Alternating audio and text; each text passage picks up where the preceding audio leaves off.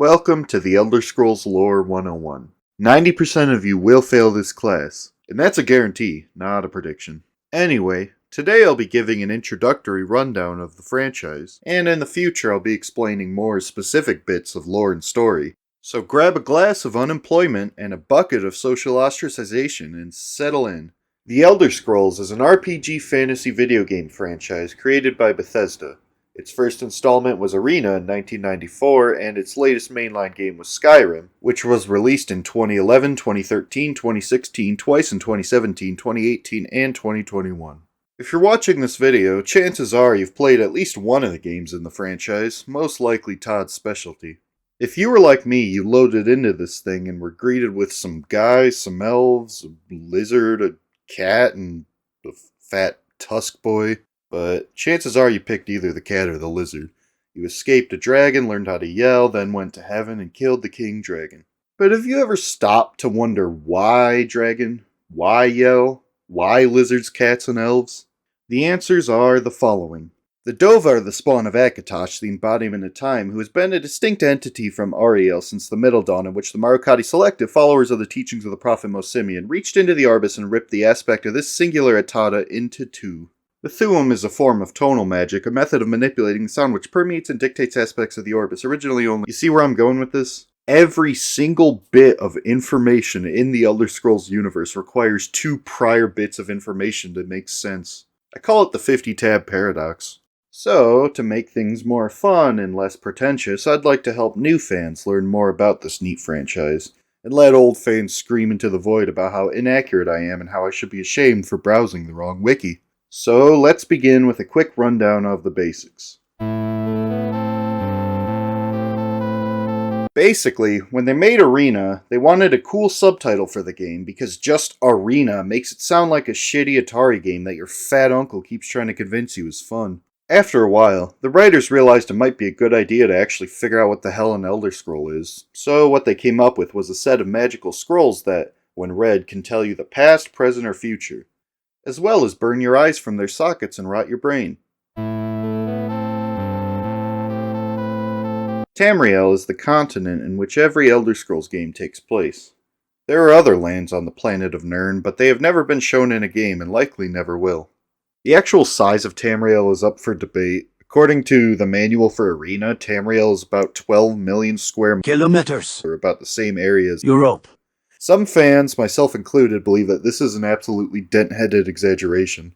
A deleted user on Reddit made a post in which they calculated the size of Tamriel using measurements given in some supplementary material, which revealed it to only be about this large. It doesn't seem like that much of a difference, does it? Wrong. In the deep lore community, people will throw their Cheerios off of their high chair over these kinds of things.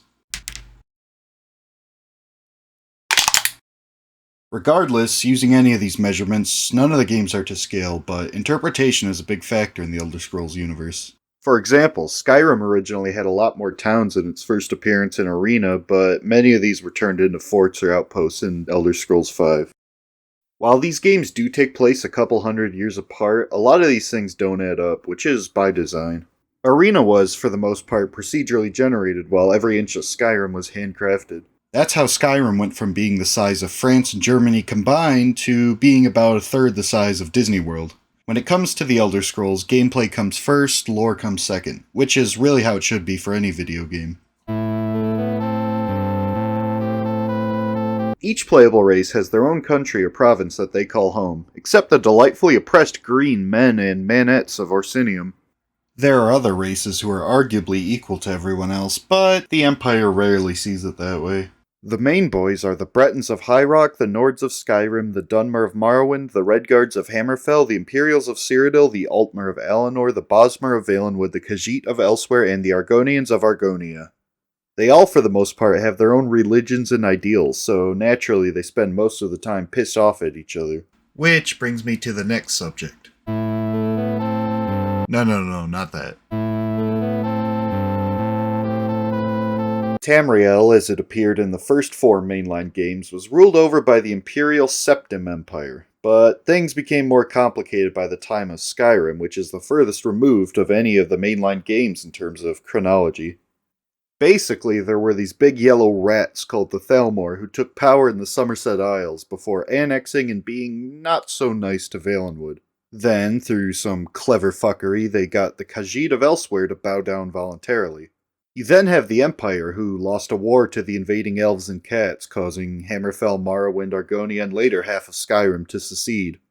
High Rock and Orsinium are kinda just vibing at this point, but the Bretons are always more interested in beating each other up than anyone else anyways.